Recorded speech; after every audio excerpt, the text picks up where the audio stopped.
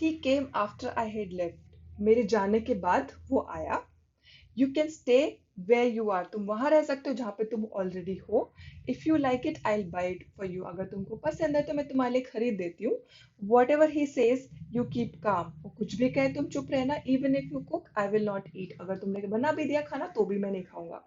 तो ये आपके लिए एक छोटा सा क्विज है जो कि आपको by end of this video solve करना है और आपको आंसर बताना है कि कौन से type of adverb clauses in sentences में यूज किए गए हैं और वो कौन सा क्लॉज है.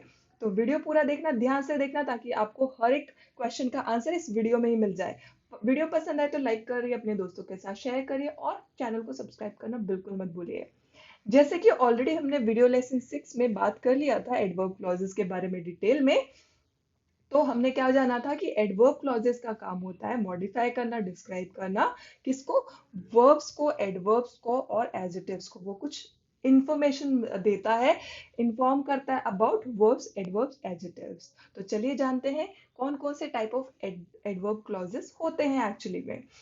एडवर्ब क्लॉज ऑफ टाइम होता है, प्लेस होता है, पर्पस होता है, कॉज या फिर रीजन होता है, कंडीशन, रिजल्ट्स, कंपैरिजन या फिर सपोजिशन और कंसेशन. तो ये टाइप के एडवर्ब क्लॉजेस होते हैं. तो आइए जानते हैं one by one with example. Also we will see what are the tricks to identify these adverb clauses. इनके टाइप्स को कैसे आप आइडेंटिफाई कर सकते हैं इजिली, वो भी मैं आपको बताती हूँ. ठीक है, तो स्टार्ट करेंगे एडवर्ब क्लॉजेस ऑफ टाइम. तो अगर हम यहाँ पे टाइम की बात हो रही है तो आप जब भी एडवर्ब क्लॉज को इंट्रोड्यूस किया जाएगा तो it will refer action when it is taken. मतलब क्या है? सिंपल ट्रिक है, बहुत ही आसान है कि आपको खाली क्वेश्चन पूछना है व्हेन. जब आप क्वेश्चन पूछोगे when the action took place, when action was taken, तो आपका जो आंसर होगा वो क्लॉज होगा आपका एडवर्ब क्लॉज ऑफ टाइम. ये एक तरीका है. दूसरा तरीका क्या है? आपको दूसरा तरीका ये होगा कि जब भी हम एडवर्ब क्लॉज को इंट्रोड्यूस कर रहे हैं तो it has to be introduced with a subordinating conjunction. जैसे मैंने आपको वीडियो लेसन 6 में भी बताया था कि एडवर्ब क्लॉज, नाउन क्लॉज या फिर एडजेक्टिव क्लॉज ये क्या होते हैं? सबऑर्डिनेट क्लॉज होते हैं. सबऑर्डिनेट क्लॉज होते हैं तो जब इनको इंट्रोड्यूस किया जाता है they are dependent clauses, right, which is already dependent on independent clause के ऊपर वो डिपेंड करते हैं. तो जब आप इनको इंट्रोड्यूस करोगे एक सेंटेंस में तो आप कौन से सबऑर्डिनेटिंग कंजंक्शंस यूज करोगे. तो in case of time, in case of adverb clause of time आप व्हेनेवर का इस्तेमाल करोगे, व्हाइल का इस्तेमाल करोगे, as, since, while, as soon as, before, after, until, when, any time. तो इन सारे जो सबऑर्डिनेटिंग कंजंक्शंस है आप इनका इस्तेमाल करोगे इंट्रोड्यूस करने के लिए हमारा एडवर्ब क्लॉज ऑफ टाइम. तो ये दो तरीके मैंने आपको बताया कि कैसे आप एक पर्टिकुलर सेंटेंस में आइडेंटिफाई कर पाओगे कि कैसे कि ये एक एडवर्ब क्लॉज ऑफ टाइम है कि नहीं. पहला है कि क्वेश्चन पूछिए व्हेन, या फिर आप डायरेक्टली देख लीजिए क्या इनमें से कोई भी सबऑर्डिनेटिंग कंजंक्शन से वो स्टार्ट हो रहा है कि नहीं. ठीक है, चलिए एग्जांपल्स देखते हैं. आपको क्वेश्चन क्या करना है? आपको क्वेश्चन करना है व्हेन और देखना है कि सबऑर्डिनेटिंग कंजंक्शन है कि नहीं वहां पे. पहला है example, while I am cooking you wash clothes. जब तक मैं खाना बना रही हूं तुम क्या कर लो? तुम कपड़े धो लो. तो हमारा क्वेश्चन यहाँ पे आएगा when I should wash clothes. तो आंसर क्या होगा? हमारा क्वेश्चन तो है when I should wash clothes. तो answer will be while I am cooking. तो जो हमारा व्हाइल आई एम कुकिंग है ये क्या है? आपका एडवर्ब क्लॉज है. तो that's how you identify any clause. लेकिन जब हम बात करें not any clause, I will tell you other ways to find out other clauses, but हम पर्टिकुलरली अभी बात कर रहे हैं टाइम वाले क्लॉज की, एडवर्ब क्लॉज ऑफ टाइम. तो जब हम व्हेन पूछ रहे हैं तो हमारा आंसर आ गया व्हाइल आई एम कुकिंग. जब तक मैं खाना बना रही हूँ तुम कपड़े धो लो. He came after I had left. He came after I had left, वो आया मेरे जाने के बाद में. तो यहाँ पे हमारा क्वेश्चन क्या होगा? बोलो. हमारा क्वेश्चन होगा when he came. When did he come. When did he come का आंसर क्या होगा? आफ्टर आई हैड लेफ्ट, मेरे जाने के बाद में वो आया. तो ये हमारा हम क्या आइडेंटिफाई कर रहे हैं? It is adverb clause of time. Complete the homework before you forget. When I should complete the homework? Before I forget. तो आपको पता चल गया कि जब हम समय की बात कर रहे हैं, क्वेश्चन पूछ रहे व्हेन, तो जो आंसर होगा एडवर्ब क्लॉज ऑफ टाइम होगा। I have not spoken to her since her return from office. दूसरी चीज जो मैं आपको दूसरा जो कंजंक्शन का बात किया था, सबऑर्डिनेट कंजंक्शन जो इंट्रोड्यूस कर रहे हैं, वो भी आप साथ के साथ देख लीजिए। यहाँ पे वाइल से इंट्रोड्यूस किया जा रहा है, इसको आफ्टर से इंट्रोड्यूस किया जा रहा है, बिफोर से इंट्रोड्यूस किया जा रहा है, सिंस से इंट्रोड्यूस किया जा रहा है। तो जो हमारे दोनों ट्रिक थे, आप दोनों को भी इस्तेमाल करके देख सकते हो, तो आपको आसानी होगी how to identify particular adverb clause of time. You are not available whenever needed, when you are not available, answer will be whenever needed। यहाँ पे सबऑर्डिनेट क्लॉज को सबऑर्डिनेटिंग कंजंक्शन इंट्रोड्यूस कर रहा है, ये हमारा एक था। और जब ने क्वेश्चन पूछा व्हेन का आंसर क्या था, whenever needed, तुम कभी अवेलेबल नहीं होते जब तुम्हारी जरूरत होती है। तो this is how you identify adverb clause of time, right. Next है, as soon as I heard the sad news, I called you. When did I call you? As soon as I heard the sad news. So subordinating conjunction और question था when, right? चलिए, अब हम बात करेंगे adverb clause of place की, जगह की। तो now we have to see कि where। अभी हमारा क्वेश्चन when से हो जाएगा where। तो where action is taken place, तो हमारा जो क्वेश्चन होगा when के बजाय where हो जाएगा। और सबऑर्डिनेटिंग कंजंक्शन कौन कौन से आ जाएंगे, wherever, anywhere, everywhere, where। तो इस तरीके के जो सबऑर्डिनेटिंग कंजंक्शन है वो आ जाएंगे। चलिए एग्जांपल देख लेते हैं। I will go wherever you want me to go। Where will you go, हमारा क्वेश्चन क्या आएगा, where will you go, question, answer is wherever you want me to go, मैं वहां जाऊंगी जहां पे भी तुम बोलोगे, राइट। तो ये हमारा क्या है, adverb clause of place, right. तो यहाँ पे हमारा सबऑर्डिनेटिंग कंजंक्शन भी है और वेयर का आंसर भी है। He could go where no one could reach. Where he could go, question क्या है, where he could go, answer क्या है, where no one could reach, वो वहां जा सकता है जहां और कोई नहीं जा सकता है। तो यहाँ पे सबऑर्डिनेटिंग कंजंक्शन है वेयर, तो it is adverb clause of place. Send me wherever you want to. Where should I send you, where, wherever you want to, तुम मुझे वहां भेज दो जहां पे भी आपको लगता है I am required. You can stay where you are. You can stay where you are, तो क्वेश्चन क्या है, where I can stay, question is where I can stay, answer is where you are, तुम जहां पे भी हो वहां पे ही रहो। तो it is adverb clause of place. अब हम बात करेंगे एडवर्ब क्लॉज ऑफ पर्पस। अब हम बात कर रहे हैं किसी उद्देश्य की, किसी पर्पस की बात कर रहे हैं। तो जब हम पर्पस की बात करेंगे तो हम डायरेक्टली कौन से सबऑर्डिनेटिंग कंजंक्शन की से इंट्रोड्यूस करेंगे हम पर्पस वाले एडवर्ब क्लॉज को, so that, lest, in order that. तो ये हमारे पर्पस को डिफाइन करने वाले सबऑर्डिनेटिंग कंजंक्शन होंगे जब हम बताना चाहेंगे हमारा उद्देश्य क्या है, right. Let us see the example of adverb clause of purpose.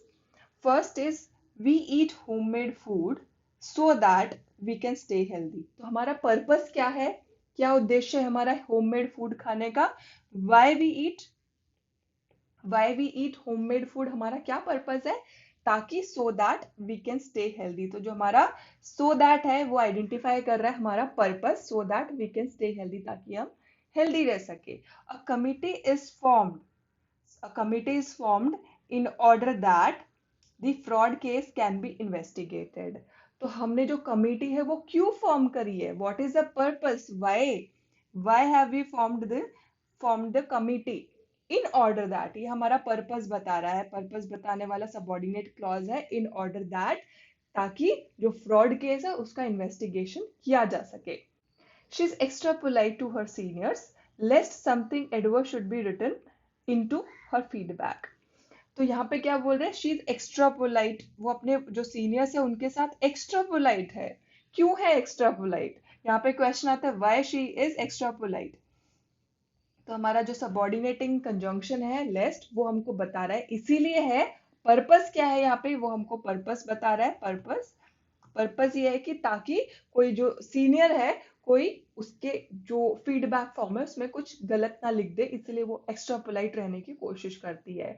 तो that's how you find out कि आपका एडवर्ब क्लॉज ऑफ पर्पस कौन सा होता है, कैसे आपको फाइंड आउट करना है। क्लियर है? अब हम बात करेंगे एडवर्ब क्लॉज ऑफ कॉज या फिर रीजन, कारण की बात करेंगे। क्या? कारण की बात करेंगे। जब मैंने पिछला जो एडवर्ब क्लॉज ऑफ पर्पस है वहां पे भी मैंने आपको वाई के साथ आंसर करने की कोशिश करी थी, टू आइडेंटिफाई क्या हमारा जो पर्पस है। लेकिन जब हम पर्पस की बात करें उसके साथ में जो सबऑर्डिनेटिंग कंजंक्शन में आने आपको बताए थे वो आने जरूरी है, क्योंकि यहाँ पे जो रीजन है और कॉज है तो वो भी वहां पे मिसमैच, वो कंफ्यूजिंग हो जाता है काफी बार। तो आपको दोनों चीजें ध्यान में रख के ही आइडेंटिफाई करने की कोशिश करनी है कि क्यों, what is a purpose, right? Otherwise आप कंफ्यूज हो जाओगे। अगर आप सिर्फ वाई को यूज करने की कोशिश करोगे टू आइडेंटिफाई द पर्पस, तो आप reason, adverb clause of reason या फिर एडवर्ब क्लॉज ऑफ पर्पस दोनों में कंफ्यूज हो जाओगे। So that thing you keep in mind. जब हम बात कर रहे हैं एडवर्ब क्लॉज ऑफ रीजन या फिर कॉज की, तो हम कौन कौन से सबऑर्डिनेटिंग कंजंक्शन यूज करते हैं, यही आपको डिफरेंस क्रिएट करेगा। देखिए, as, that, because, since, as. तो ये वाले जो रीजनिंग वाले हैं, जो कारण बताने वाले सबऑर्डिनेटिंग कंजंक्शन है, वो डिफरेंशिएट करते हैं एडवर्ब क्लॉज ऑफ पर्पस और रीजन को। ठीक है? Late us see the example. Because the boss likes you, he is helping you. Because, यहाँ पे सबसे पहले आपका ध्यान जाएगा बिकॉज। अब बात करते हैं why he is helping you. Why, देखो जो मैंने आपको बोला था ना कि एडवर्ब क्लॉज ऑफ पर्पस और रीजन या कॉज में ये कंफ्यूजन हो सकता है, क्योंकि दोनों में हम कौन सा क्वेश्चन पूछते हैं, Y.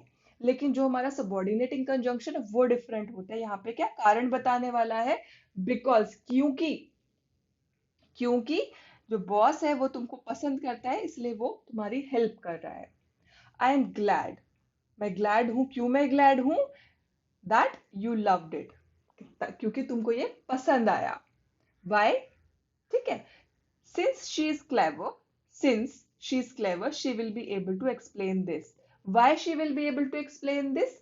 Because she is clever. तो सिंस यहाँ पे क्या है, कारण बता रहा है, राइट?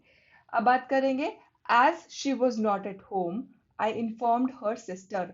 तो मैंने किसको इन्फॉर्म कर दिया, किसको इन्फॉर्म, तो मैंने क्यों उसके सिस्टर को इन्फॉर्म कर दिया, क्योंकि वो घर पे नहीं थी। As she was not at home, इसलिए मैंने उसके सिस्टर को इन्फॉर्म कर दिया। तो जो हमारे सबऑर्डिनेटिंग कंजंक्शंस है उस पर आप ध्यान देंगे तो आपको पता चल जाएगा ये एक एडवर्ब क्लॉज ऑफ रीजन है। नेक्स्ट हम बात करते हैं एडवर्ब क्लॉज ऑफ कंडीशन। क्या सिचुएशन, क्या कंडीशन है कि जो हम काम करेंगे उसको किस कंडीशन पे करेंगे, तो वो हम कैसे आइडेंटिफाई करेंगे। ये एडवर्ब क्लॉज ऑफ कंडीशन को एक्सप्लेन करने के लिए हम कौन सा सबऑर्डिनेटिंग कंजंक्शन यूज करते हैं, whether, if, provided, unless, as long as. इस टाइप के जो सबऑर्डिनेटिंग कंजंक्शन है उनको यूज करते हैं। Let us see the example. If you like it I will buy it for you. अगर तुमको पसंद है, कंडीशन है यहाँ पे। देखो, कारण नहीं है, पर्पस नहीं है। अगर तुमको पसंद है तो मैं खरीदूंगी, अगर तुमको पसंद नहीं है तो मैं नहीं खरीदूंगी। तुम्हारी हाँ है तो मेरी हाँ है, तुम्हारी ना है तो मेरी ना है। तो यहाँ पे जो कंडीशन हो जाती है ना, if A is equal to B then B is equal to C, तो वो इफ वाली जो सिचुएशन है वो यहाँ पे है। ठीक है? तो अगर तुमको ये पसंद है then I will buy it for you. ठीक है? तो यहाँ पे हमारा जो एडवर्ब क्लॉज ऑफ कंडीशन है वो कैसे आइडेंटिफाई कर सकते हैं, इफ अगर यूज किया गया है। यू मस्ट डिसाइड, तुमको डिसाइड करना पड़ेगा whether you want to go or not. अब कंडीशन आती है कि वेदर, जो हमारा सबऑर्डिनेटिंग कंजंक्शन है, वेदर जो बताएगा मतलब कारण, नॉट कारण, आपको कंडीशन बता रहा है कि तुमको जाना है तो बताओ, तुमको नहीं जाना है तो बताओ, ये डिसीजन तुम्हारा है। क्लियर है? Unless you work harder you won't succeed. जब तक, अनलेस कंडीशन बता रहा है कि अगर जब तक तुम वर्क हार्ड नहीं करोगे, मेहनत नहीं करोगे, तो तुमको सक्सेस नहीं मिलेगी। I am letting you go on condition that, यहाँ पे सीधा सीधा कंडीशन ही आ गया। यहाँ पे कोई सबऑर्डिनेटिंग कंजंक्शन की जरूरत नहीं है, डायरेक्टली यहाँ पे लिख दिया है कि on condition that you you will not repeat the mistake. मैं तुमको जाने दे रही हूँ on condition that you will not repeat it. That's how you identify क्या, एडवर्ब क्लॉज ऑफ कंडीशन। तो अभी हम कुछ एक्सेप्शंस देख लेते हैं कि कभी कभी क्या होता है कि एडवर्ब क्लॉज ऑफ कंडीशन में जो सबऑर्डिनेटिंग कंजंक्शंस है, जो कंडीशन को कंडीशन इंप्लीमेंट करने की कोशिश करते हैं एक सेंटेंस में, उनको कभी कभी ओमिट किया जा सकता है, उसके अलावा कुछ और वर्ड्स को यूज किया जा सकता है। जैसे एग्जांपल देख लेते हैं, had I got up on time I would have been able to catch the train. यहाँ पे क्या किया जा रहा है, जो हमारे सबऑर्डिनेटिंग कंजंक्शंस थे, जो जो डायरेक्टली कंडीशन को इंप्लीमेंट करते हैं, इंट्रोड्यूस करते हैं कोई भी सेंटेंस में, उसके जगह पे हैड को यूज कर दिया जा रहा है। लेकिन जब आप इसका मीनिंग देखोगे तो आपको यहाँ पे कंडीशन समझ आएगी, इट विल बी अंडरस्टूड, इसलिए यहाँ पे ओमिट कर दिया जाता है उनको। क्या, तो had I got up on time, अगर मैं टाइम पे उठ जाता तो मैं ट्रेन को पकड़ लेता था। वॉट वुड यू से, तुम क्या कहोगे, did I ask you such question, क्या मैंने तुमसे ऐसा क्वेश्चन पूछा। तो अगेन यहाँ पे क्या किया जा रहा है, हमारे को कंडीशन दिखाई दे रही है कि तुम क्या कहोगे, क्या मैंने तुमसे ऐसा कोई क्वेश्चन पूछा। तो अगेन यहाँ पे कंडीशन इंप्लीमेंट करने की कोशिश की जा रही है बाय ओमिटिंग सबऑर्डिनेटिंग कंजंक्शन, जो एक कंडीशन को इंप्लीमेंट करते हैं। जो condition clause of adverb clause of condition होता है, उसको इंट्रोड्यूस किया जा सकता है बाय रिलेटिव प्रोनाउन या फिर एडजेक्टिव या फिर एडवर्ब विदाउट एंटीसीडेंट, मतलब कोई उसके अलावा कोई लॉजिकल प्रिसीडेंट ना हो, तो उस वक्त भी हम क्या कर सकते हैं, एडवर्ब क्लॉज ऑफ कंडीशन को इंट्रोड्यूस कर सकते हैं by using relative pronoun, adjective या फिर एडवर्ब को। Late us see the example, whatever he says you keep calm, हमको कब किस कंडीशन में चुप रहना है। whatever he says, वो कुछ भी कहे लेकिन तुम चुप रहना। तो यहाँ पे क्या हो रहा है, we are not using typically जो हमारे एडवर्ब क्लॉज ऑफ कंडीशन है, उसको छोड़ के हम लोग क्या कर रहे हैं, हम लोग यूज कर रहे हैं किसको, whatever को, जो कि एक प्रोनाउन है। whatever may be the outcome, जो भी हो, मतलब इररिस्पेक्टिव, इररिस्पेक्टिव कि वो जो भी आउटकम हो, I will not give up, I will not give up. When will I not give up, कुछ भी कंडीशन हो, जो भी आउटकम हो, मैं गिव अप नहीं करने वाली हूँ। Whichever way you put it you are wrong, कोई भी कंडीशन में तुम अपने आप को साबित करने की कोशिश करो या किसी भी तरीके से करो, लेकिन हर कंडीशन में आप गलत हो। तो यहाँ पे क्या किया जा रहा है कि प्रोनाउंस को यूज करके या फिर आप सिमिलर वे में एडजेक्टिव्स को यूज करके या फिर एडवर्ब्स को यूज करके भी आप एडवर्ब क्लॉज ऑफ कंडीशन को इंप्लीमेंट कर सकते हो, आप इंट्रोड्यूस कर सकते हो।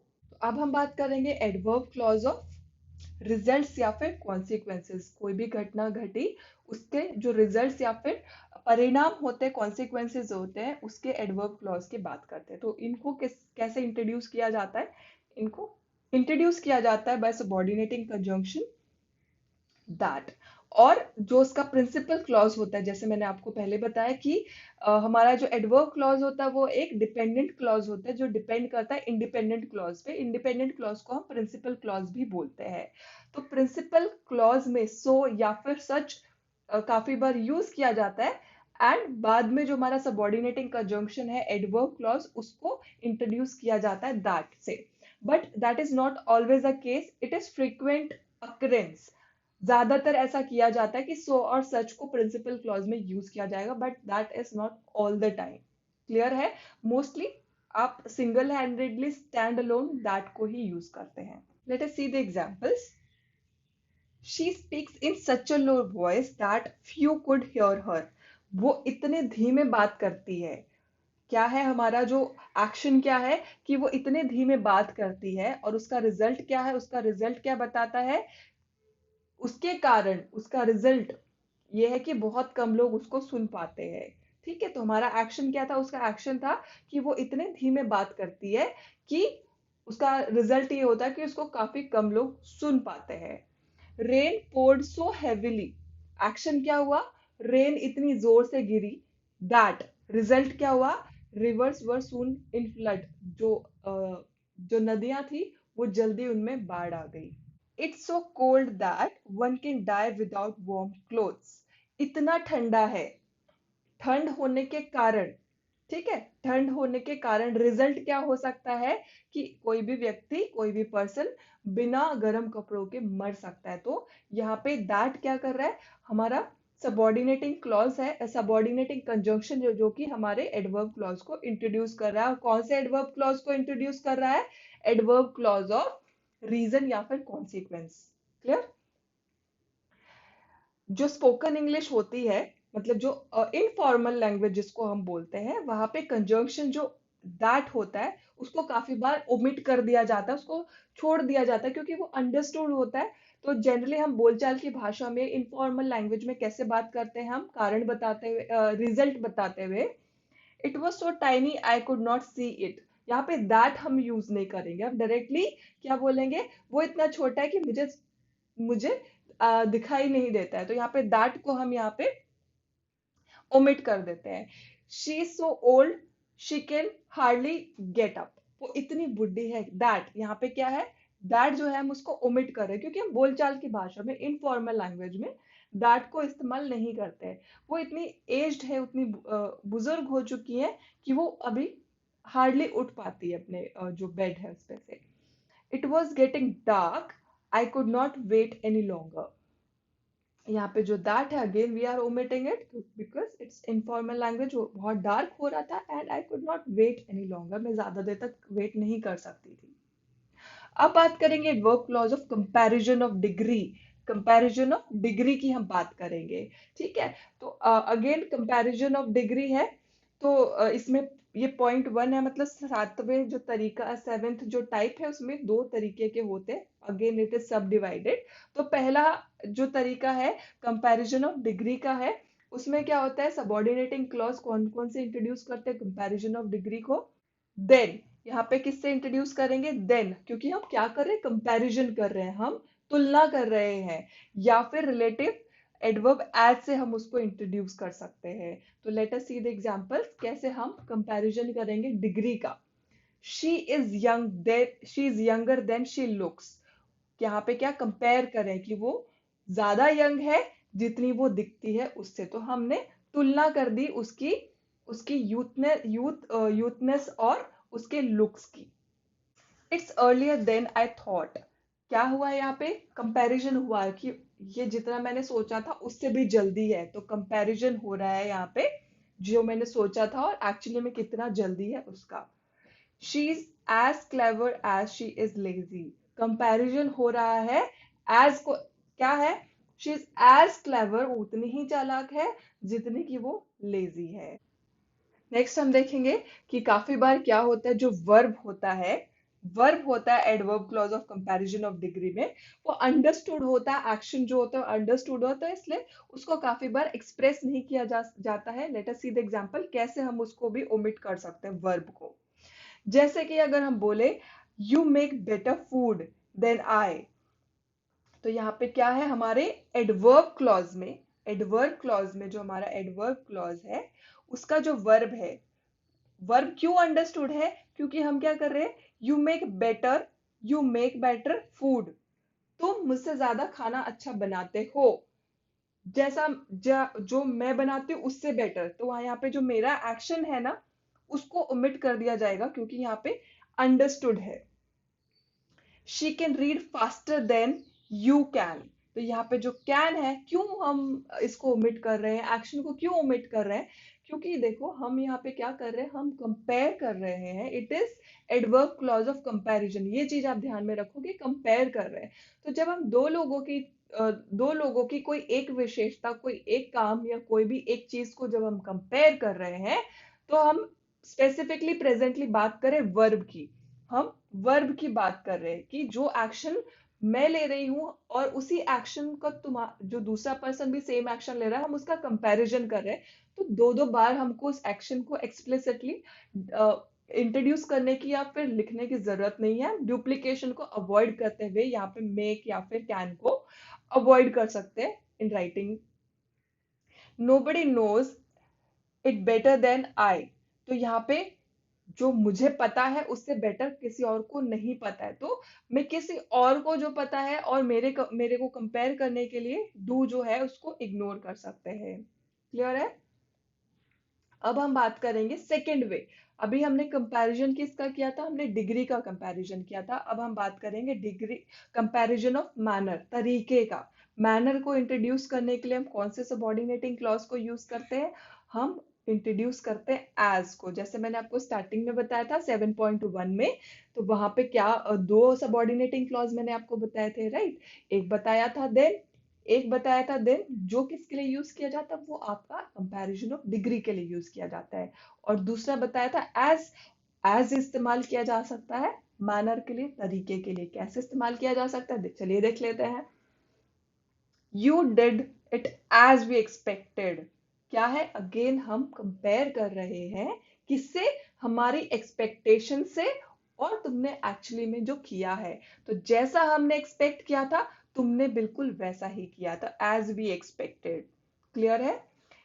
It all ended as we expected. ये बिल्कुल वैसा ही हुआ जैसे कोई फंक्शन हो गया, कोई पार्टी हो गई, कोई इवेंट हो गया, तो आप लास्ट में बोलते हैं ना, it all ended as we expected. ये वैसा ही हुआ, सब कुछ वैसा ही हुआ जैसे हमने एक्सपेक्ट किया था।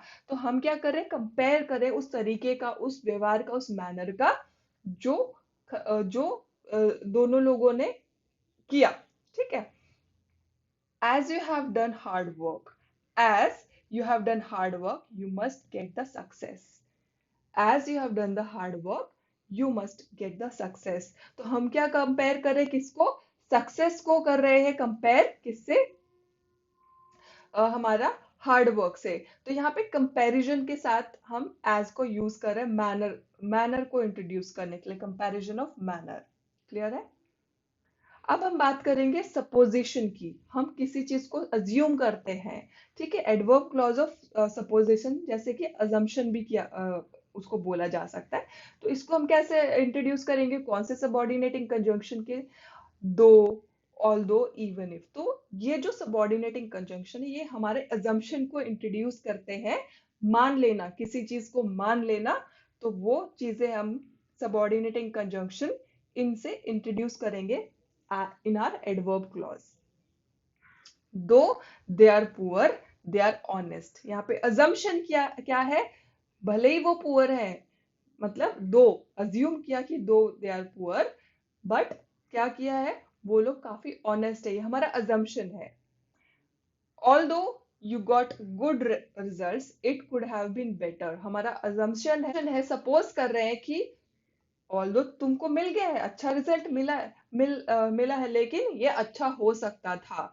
ठीक है, हम सपोज कर रहे हैं कि अच्छा हो सकता था। I will be able to get in although I have no reservation. मेरा अजम्पशन क्या है कि मेरे पास नहीं है रिजर्वेशन, पर मैं अंदर आ पाऊंगी। तो अज्यूम कर रही हूँ, सपोज कर रही हूँ कि ऐसा हो जाएगा। Okay. Even if you cook I will not eat. अगर तुम बनाओगे भी, मैं अज्यूम कर रही हूँ कि तुम बनाओगे, तो अगर तुमने बनाया भी तो भी मैं नहीं खाऊंगा। This is another way of supposition, assumption. So that's it guys, जो मैंने आपको स्टार्टिंग में क्विज दी थी, आप पूरा वीडियो आई होप आपने देखा होगा। तो now you have to mark the answers and you have to write down in the comment section. Also you can cross check your answer, because throughout the video मैंने उन सब question का answer आपको already दे दिया है। तो I hope आपको video पसंद आया तो लाइक करिए, अपने दोस्तों के साथ शेयर करिए, and I see you with another video. Till then take care of yourself and bye bye.